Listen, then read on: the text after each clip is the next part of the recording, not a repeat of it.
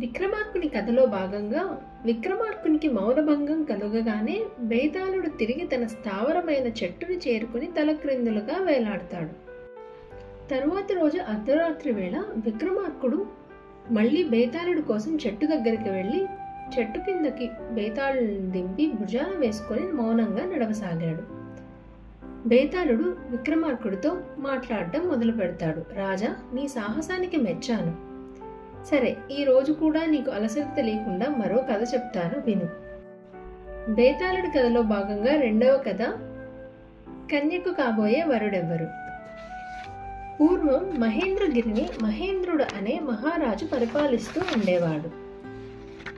ఆయనకు ఒక్కగానొక్క కుమార్తె. ఆమె పేరు చంద్రలేఖ. అద్భుత సౌందర్య రాశి. ఆమెకు స్వయంవరం ప్రకటించాడు మహేంద్రుడు. చంద్రలేఖ స్వయంవరానికి హాజరయ్యేందుకు ఎన్నో దేశాల నుండి రాజకుమారులు బయలుదేరారు. ఇంద్ర, చంద్ర, మందర, సుందర దేశాల యువరాజులు నలుగురు చీకటి పడే వేళకు మహేంద్రగిరికి పశ్చిమాన ఉన్న అడవిలో ఒక పాడుపడిన సత్రం వద్ద కలుసుకున్నారు.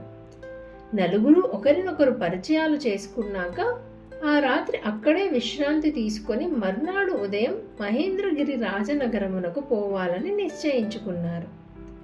అడవిలో క్రూర మృగాల బెడద ఉంటుంది కనుక వంతుల వారీగా కాపలా కాయాలని నిర్ణయించుకున్నారు. ముందుగా ఇంద్రపురం యువరాజు ఇంద్రసేనుడి వంతు. ఇంద్రసేనుడికి కర్రలతో బొమ్మలు చెక్కడం చిన్నప్పటి నుంచి అలవాటు. అందులో మంచి నైపుణ్యం అతనికి ఉంది. కాపలా కాస్తున్న సమయంలో అతడికి ఒక గంధపు కర్ర కనిపించింది. దానితో చంద్రలేఖను ఊహించుకుంటూ ఆమె బొమ్మను చెక్కాడు. బొమ్మ పూర్తయ్యేసరికి అతడు వంతు పూర్తయింది. చంద్రవనం యువరాజు చంద్రశేఖరుని నిద్రలేపి కాపలా కాయమని ఇంద్రసేనుడు నిద్రపోయాడు. చంద్రశేఖరుడు కాపలా కాస్తుండగా ఇంద్రసేనుడు చెక్కిన చంద్రలేఖ బొమ్మ అతని కంటపడింది. ఆ బొమ్మకు ప్రాణం ఉందని భ్రమించి, ఆహా, ఎవరు ఈ సుందరి? ఏమైనా ఇటువంటి సుందరిని పెళ్లాడనిదే ఈ జన్మ వృధా కదా అనుకుని దగ్గరికి పోయి అది బొమ్మ అని తను చంద్రలేఖ కోసం తీసుకున్న దుస్తులను ఆ బొమ్మకు కట్టబెట్టి సంతోషిస్తాడు. చంద్రశేఖరుడు కాపలా కాస్తున్న సమయం పూర్తవ్వగా మందర యువరాజు లోకేశ్వరుని నిద్రలేపి తను పడుకుంటాడు. తరువాత ఆఖరి వంతు సుందరపురి యువరాజు సులోచనుడిది.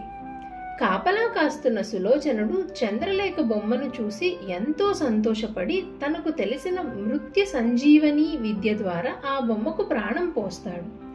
ప్రాణం వచ్చిన ఆ బొమ్మ సులోచనుడిని చూస్తూ, అయ్యా, తమరెవరు? అసలు నేనెవరు అంటూ అడిగింది.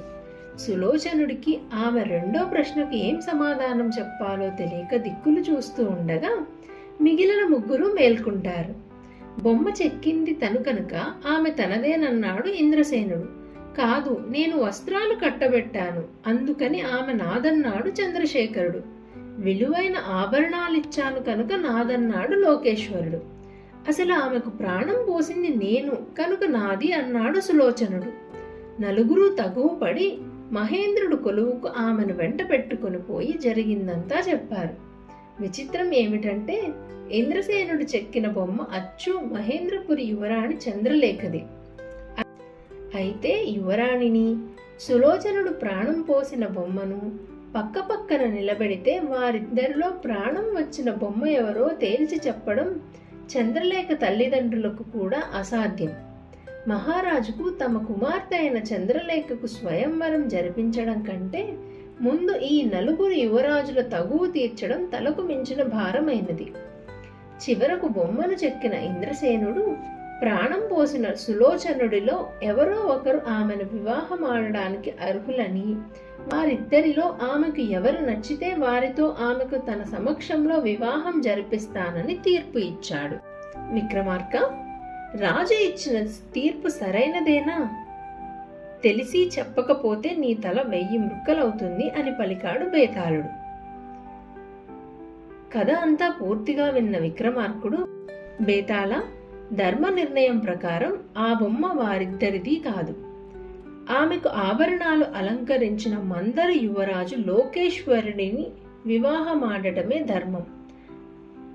అప్పుడు బేతాళుడు, అదేమిటి మహారాజా, అసలు ఆ బొమ్మను సృష్టించింది ఇంద్రసేనుడు, ప్రాణం పోసింది సులోచనుడు, వారిద్దరూ కాక లోకేశ్వరుడు ఎలా అర్హుడవుతాడు?